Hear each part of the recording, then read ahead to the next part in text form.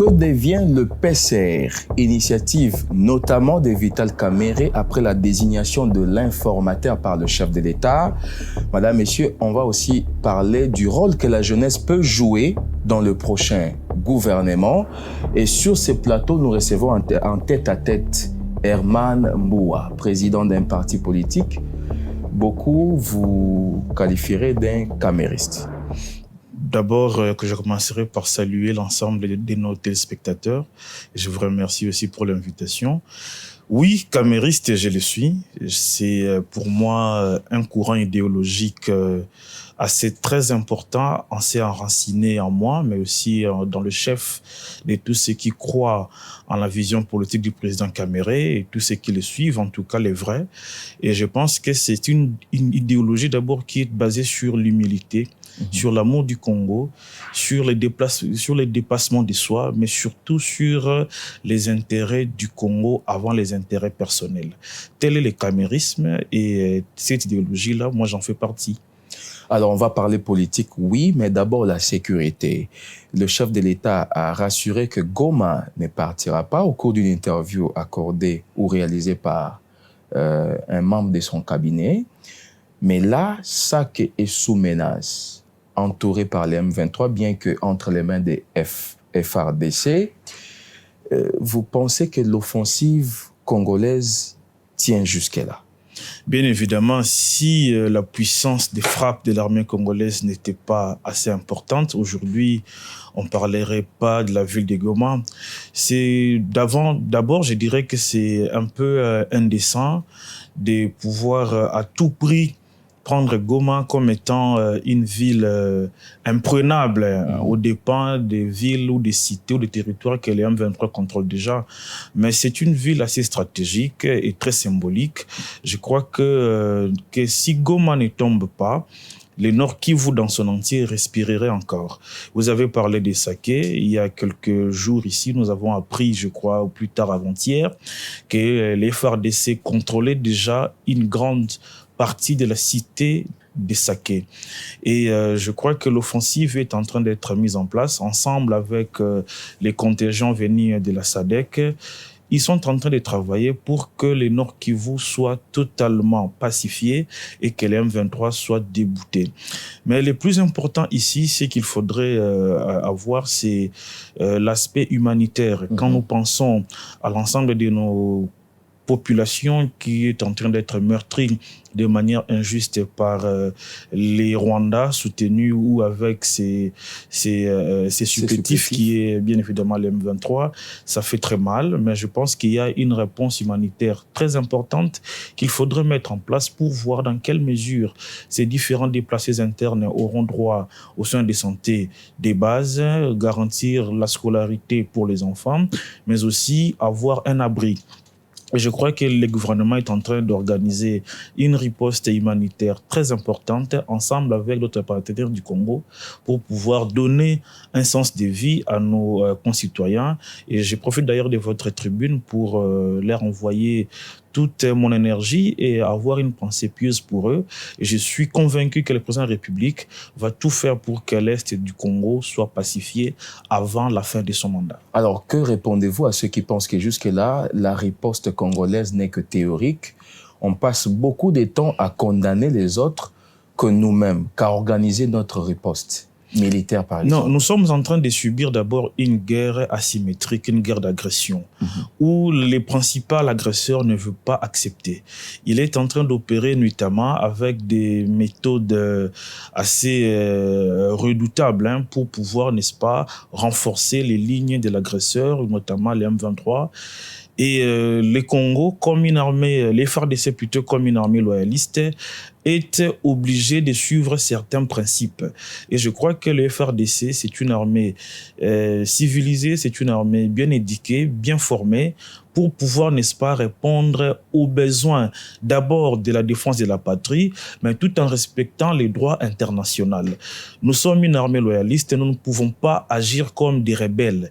Il y a des principes de guerre que les FARDC respectent, mais nous n'excluons pas toute force devant éradiquer totalement, bien évidemment, de manière Mais là, brutale. on ne fait que reculer au lieu d'avancer. Non, nous ne reculons pas. Nous, si on reculait, ça ne serait pas repris. Goma ne serait pas entre l'armée loyaliste ou l'armée régulière.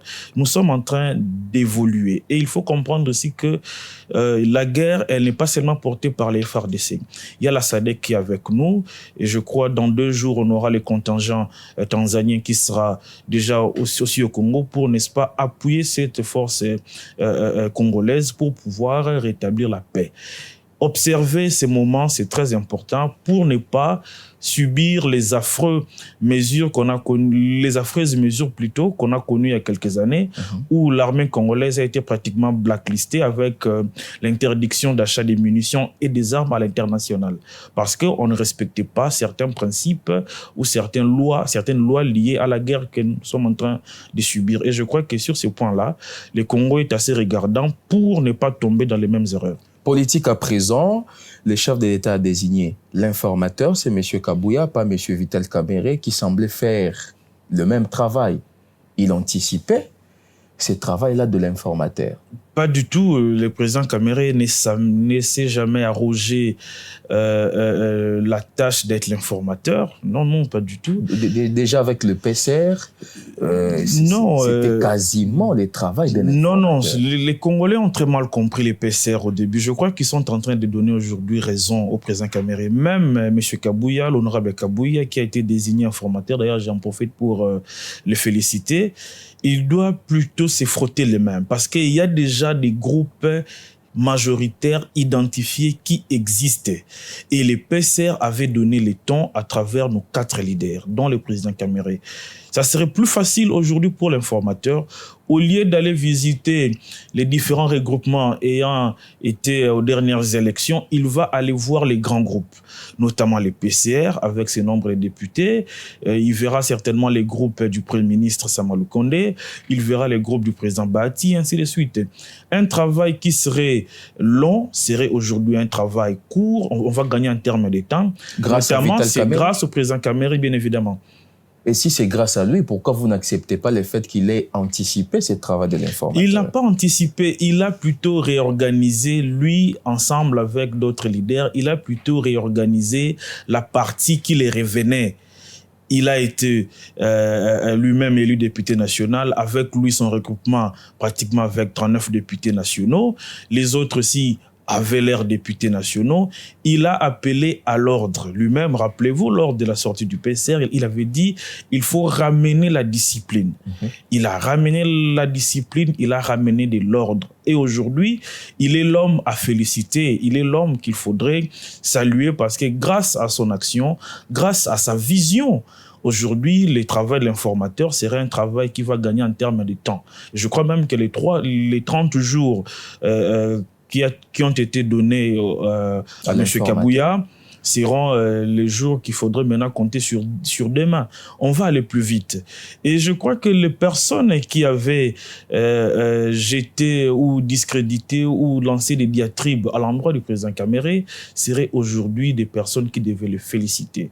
Vous savez, dans la République, si vous n'avez pas des personnes qui ont une grande vision, qui font parler leur expérience, c'est une République qui est appelée à disparaître. Rappelez-vous, les mandats passés, le président Tshisekedi avait été pratiquement victime d'un chantage du FCC. Le FCC qui nous brandissait une majorité qui en réalité était une majorité faible, inexistante, mécanique, je dirais même fratricide. Il suffisait que les présidents de la République s'impliquent pour créer l'union sacrée. Vous avez vu ce qui s'est passé avec cette majorité FCC. On ne peut pas retomber dans les mêmes erreurs. Lui-même l'avait dit lors de son discours d'investiture. Il a maintenant désigné un informateur qui va aller à la rencontre des grands groupes, notamment les PCR. C'est là où chaque leader politique devrait maintenant s'organiser avec ses différents élus pour peser et montrer que réellement il a des élus qui doivent appartenir à la majorité parlementaire, notamment à l'Union sacrée. Alors, une réflexion. M. Kamerhe a voulu mettre de l'ordre au sein de cette majorité qui était plurielle, mais le chef de l'État désigne celui qui a semblé mener le travail pour contrer M. Kamerhe. Non, à aucun moment. Mais n'est-il pas une crise de confiance déjà qui s'installe entre les deux partenaires? Pas du tout. À aucun moment, l'honorable Kabouya a mené un travail pour contrer le président Kamere. Non, c'est une mauvaise interprétation de la part de l'opinion. Rappelez-vous, lorsqu'il y a eu la sortie du PCR, l'honorable Kabouya est allé visiter les différents membres du présidium. Il a joué un rôle très important. Sauf Vital Kamere. Il a joué un rôle très... Non, il ne pouvait pas aller voir le président Kamere parce que c'est lui qui a initié cette discipline-là.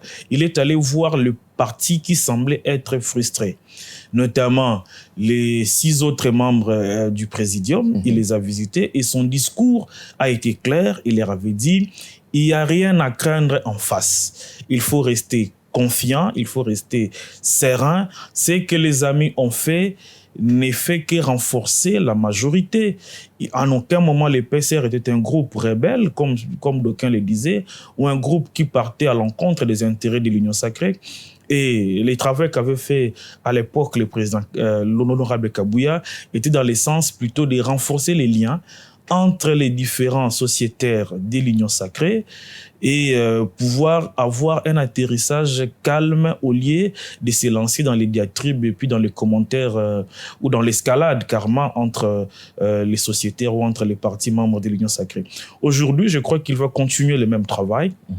Il va, n'est-ce pas, rencontrer les différents grands groupes. Avant même qu'il ne soit nommé, nous, PCR, nous l'avions déjà rencontré à Limété. On a discuté sur des questions de gouvernance de la République. Informelle. C'était une rencontre informelle, mais ça montrait que nous étions prêts à collaborer avec tout le monde parce que nos intentions étaient de bonnes intentions pour renforcer, n'est-ce pas, la majorité parlementaire. Donc vous êtes consultable, c'est ça?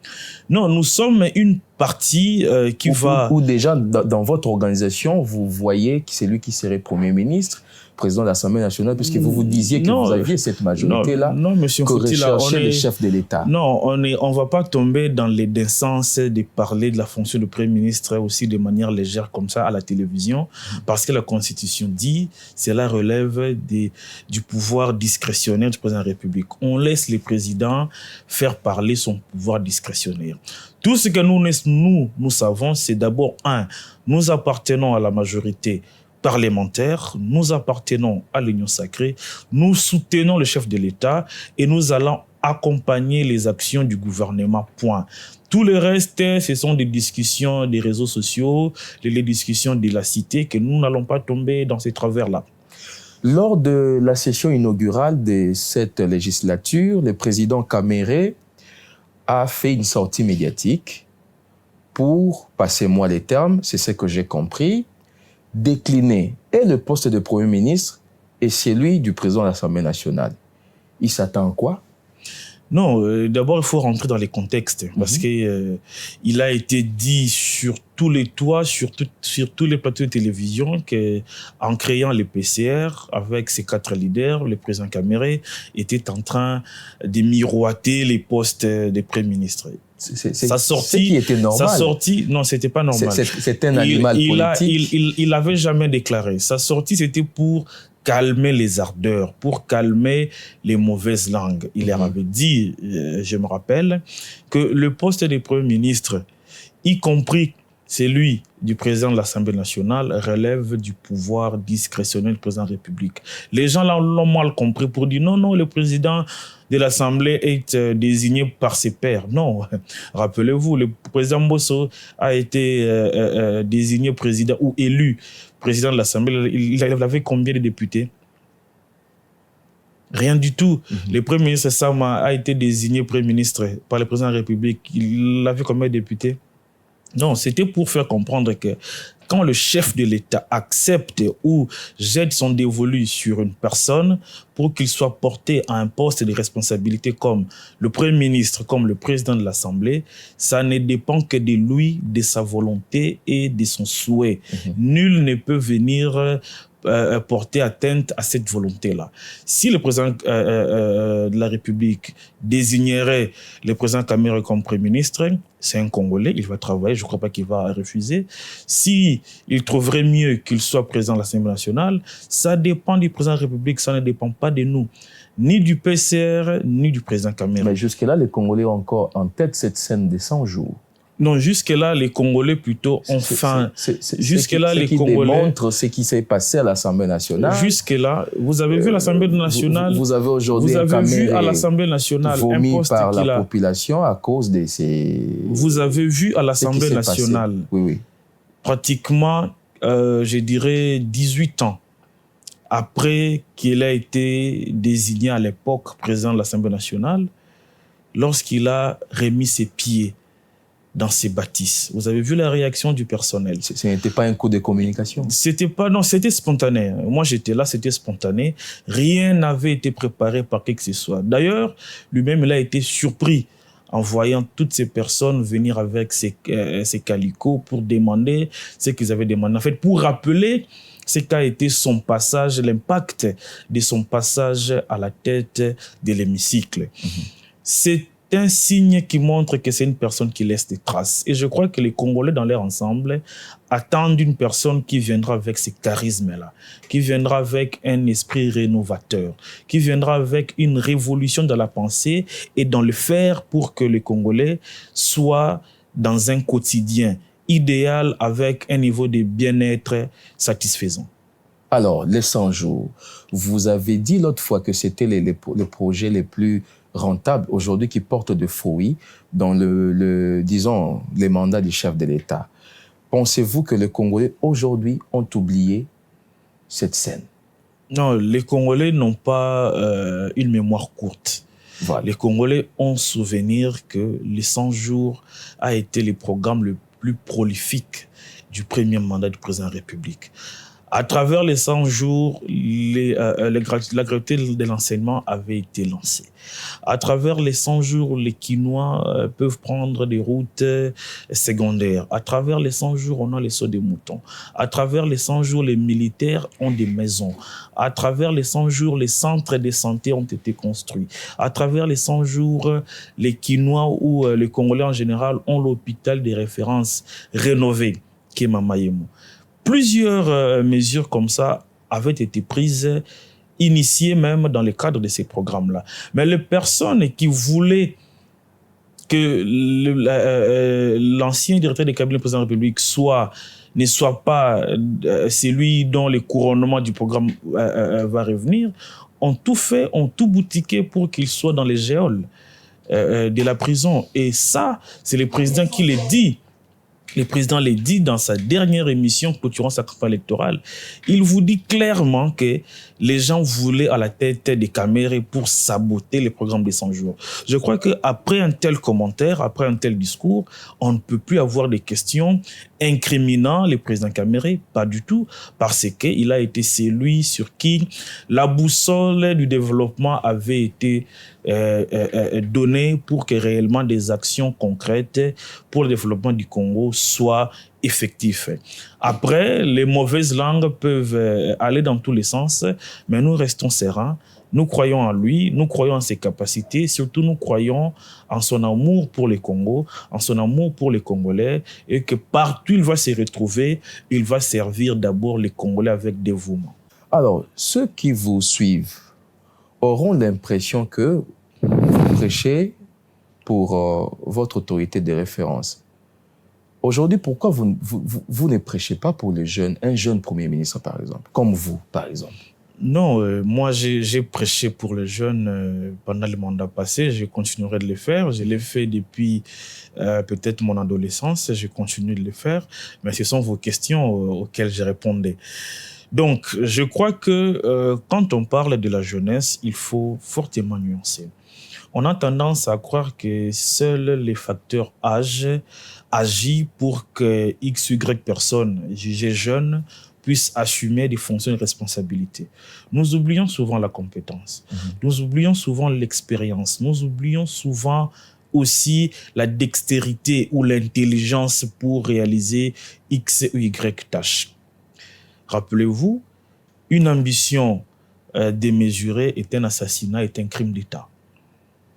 Moi, je pense que, et je le souhaite, qu'il y ait quand même des cerveaux jeunes, des cerveaux d'innovation, des cerveaux compétents pour assumer les différentes fonctions.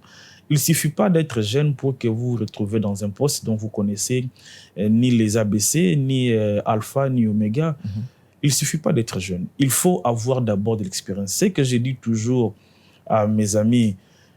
Il faut d'abord s'armer du savoir. Il faut d'abord s'armer de la compétence avant d'avoir l'ambition pour un poste Y ou X. Que la jeunesse ne soit pas le seul facteur. Parce que les personnes, je ne veux pas citer leur nom, des personnes qu'on a reprochées dans ces pays pour être même citées ou dit le mal du Congo ont été jeunes. Le président Kabila, lorsqu'il prend le pouvoir, il avait quel âge? 29 ans. Est-ce que les seuls facteurs âge suffisaient pour qu'ils mettent les Congos sur l'orbite du développement? Je laisse à l'opinion de répondre. Le Premier ministre Sama a été présenté comme étant un monsieur jeune. Est-ce qu'il a posé des actions nécessaires pour mettre les Congos sur l'orbite du développement? Vous le saurez peut-être, surtout que je ne vais pas dire que vous faites partie de son gouvernement, mais voilà. Je suis en train de me poser des questions. Oui, oui. Je suis en train de me poser des questions et je pose en même temps les questions à l'ensemble de nos téléspectateurs pour leur dire, privilégions les cerveaux, les compétences que les facteurs âge. Moi-même qui vous parle, j'ai connu un contraste à l'image que j'avais de la gouvernance du pays à l'extérieur, mais quand j'ai eu le privilège de servir le Congo à un niveau très élevé, j'ai compris qu'il y a de fortes disparités entre ce que nous voyons et ce qui doit être fait. Et l'incompétence est un crime. Bombarder des gens, si jeunes soient-ils, bourrés d'incompétence à des postes de responsabilité, c'est sacrifier notre avenir. Mais aujourd'hui, les combats doivent être les combats oui, du savoir, des compétences, pas les combats de la jeunesse. Pas seulement les combats d'être jeune, non. Mais aujourd'hui, quand vous voyez beaucoup de jeunes dans la scène politique, c'est qu'ils ont eu les temps de se faire former dans les ligues des jeunes et aujourd'hui peuvent assumer Détrompez-vous, M. Foutila. Oui, oui. Il n'y a aucun parti politique. Je parle sous réserve des commentaires des gens d'ici et là. Il n'y a aucun parti politique qui forme les jeunes à la gouvernance. Nous, au niveau des facs, nous les faisons. Avec notre modeste expérience, avec des camarades qui sont dans les différents échelons de la vie nationale, nous apprenons et nous mettons à profit ce que nous apprenons pour l'intérêt des autres. Mais je vous dis, il n'y a aucun parti politique qui apprenne aux jeunes la gouvernance, comment les pays fonctionnent. Il n'y en a pas. Tout le monde est en train de se spécialiser dans les attaques et les insultes. Vous savez comment les partis politiques gèrent leur jeunesse ou leurs jeunes? C'est leur démarche. Il leur dit, vous êtes l'armée numérique. Donc, ils vous bombardent des mégabytes pour aller attaquer X leader, Y leader, au lieu de les former considérablement. Non, détrompez-vous, les partis politiques ne font pas ce travail-là. Malheureusement, ça devait être leur travail. Quand je vois les différents jeunes embrasser la carrière politique, je me frotte les mains, mais je me dis aussi, il faut qu'ils puissent réellement avoir la conscience des défis qui sont les nôtres, donc pour le Congo. Ils doivent avoir en conscience leur degré de compétences et de savoir pour se dire que je peux réclamer ou assumer telle fonction que autre fonction. Pourquoi je le dis? Vous savez, le niveau de l'éducation dans notre pays est en train de dégringoler année après année. Vous ne pouvez pas finir dans une université ou dans un institut supérieur, vous partez pour quelques années ailleurs, ou soit pour prester ou pour continuer votre cursus. Mais quand vous regarderez en arrière plutôt, les outputs issus de votre établissement scolaire, vous vous dites, ah, d'ailleurs, nous, c'était bien à notre époque. Est-ce que je vous mens? Ces ressentis-là prouvent à suffisance que chaque année, le niveau de la formation connaît carrément un dégringolade. Et cela a des répercussions dans la société. Cela même peut avoir des répercussions sur quelques têtes qui voudront bien avoir des ambitions politiques. Comme le disait Cheikh Anta Diop à la jeunesse africaine, pour une Afrique développée, armez-vous du savoir jusqu'aux dents. Moi, j'ai dit à mes camarades congolais, pour le développement du Congo, la seule compétition, c'est le savoir, ce sont les compétences. Tout le reste viennent après. Il faut d'abord vous armer du savoir, des compétences requises avant d'avoir l'ambition de X, Y responsabilités. Alors, par rapport à la sortie des gouvernements qui clignotent, vous avez un appel particulier à lancer au chef de l'État? Je lui dirais deux choses. J'ai des canaux politiques qui peuvent me permettre d'atteindre, mais aussi je profite de votre espace, parce que c'est une tribune par excellence, pour dire deux choses au président de la République. La première des choses, c'est de mettre parmi les critères de sélection des gens qui vont animer les différentes institutions, notamment au niveau du gouvernement et ailleurs, de mettre d'abord des personnes qui ne sont pas concernées par les différents rapports sur la criminalité, sur la rébellion, les gens qui n'ont pas assassiné des Congolais. C'est très, très important parce que nous sommes dans une trajectoire d'une justice transitionnelle. Vous ne pouvez pas avoir des bourreaux d'hier assumer des responsabilités aujourd'hui. Cela va être un frein à la justice. Deuxième chose, privilégier des personnes qui vous ont réellement soutenu et qui sont compétentes. Les listes des partis politiques doivent être des listes que vous connaissez aussi le niveau de ces personnes-là. Le président Mobutu était un chasseur de cerveaux. Le président Kabila, au début, le Kabila Mzee, était aussi un chasseur de cerveaux. Que le président Tshisekedi aussi soit un chasseur de cerveaux. Il y a des cerveaux qui sont dans les partis politiques aussi, qui méritent aussi les privilèges d'avoir un poste quelque part pour servir le pays. Donc, deux choses. Premièrement, pas de personnes à un passé sulfureux. Deuxièmement, privilégier des compétences et non des amitiés personnelles de XY. Alors, nous devons terminer, mais avant, un mot sur vous. Vous avez été candidat. Aujourd'hui, aimeriez-vous qu'on vous appelle candidat malheureux? Non, bien sûr que cela court dans tous les sens. Voilà. Moi, j'aimerais être appelé le candidat qui a le plus appris.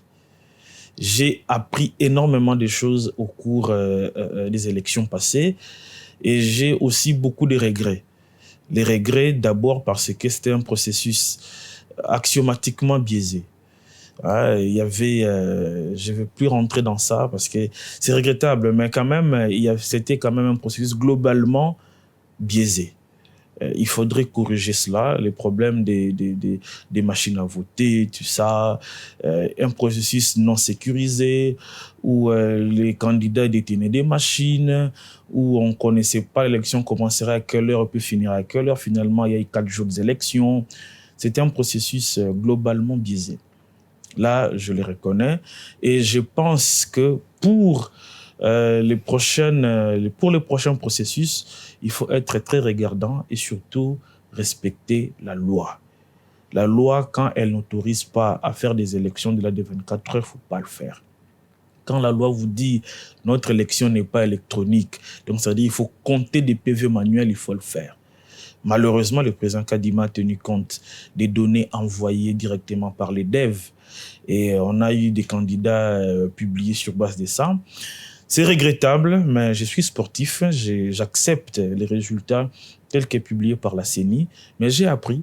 Je crois que quand nous irons au prochain processus, je crois de 2028, certains éléments qu'on regardait avec défaillance, on mettra plus d'énergie pour que nous ne puissions pas connaître les mêmes sorts. Parmi les réformes, le seuil doit rester, ou disons que cette loi doit rester intacte.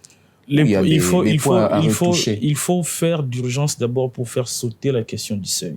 Parce que la question du seuil renferme une double réalité. La première réalité, elle entretient une illégitimité. Vous verrez des personnes qui ont été élues avec plus de suffrages ne pas être publiées par la CENI au détriment des personnes qui n'ont pas été élues. Il faut réfléchir comment les faire partir. Deuxièmement, je proposerais que nous ayons des élections fermées, qu'on vote les sièges et non les personnes. Parce que si on vote les personnes, la conséquence directe est que on favorise les débouchages, on favorise la corruption. Parce que la personne va se dire, moi, j'ai investi mon argent, surtout ceux qui vont aux élections au second degré. J'ai investi mon argent, je dois les récupérer. Il faut le faire partir. Deuxième élément qu'il faudrait faire sauter. Non, deuxième élément, deuxième conséquence de ces seuils, c'est que ça ne permet pas aux jeunes d'avoir des mandats électifs aussi facilement, parce que ça garantit la place aux personnes les plus nanties. Vous n'avez pas de moyens, vous ne pouvez pas sortir de cet exercice électoral. Il faut avoir plus d'argent. Or, les gens qui ont plus d'argent, c'est ceux qui ont volé, c'est ceux qui ont travaillé, c'est ceux qui ont emmagasiné de l'argent de manière souvent illicite pour aller distribuer aux différents niveaux de la CENI, de la Cour. On connaît beaucoup de choses qu'on ne veut pas seulement étaler ici.